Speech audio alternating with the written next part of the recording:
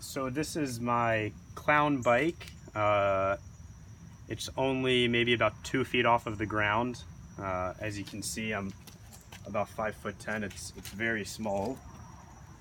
So, and the interesting thing is that I've motorized it with an electric hub motor that is here in the back, that is regularly made for electric scooters.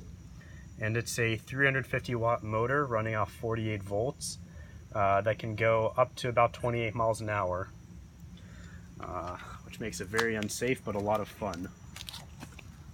So these are some of the LiPo batteries. They're shot right now, so I need to replace them. And then this is the speed controller right here, and then you have the thumb throttle up front right here, battery indicator and speed indicator, and then a battery and throttle disconnect in the front as well right here, which enables for regenerative braking.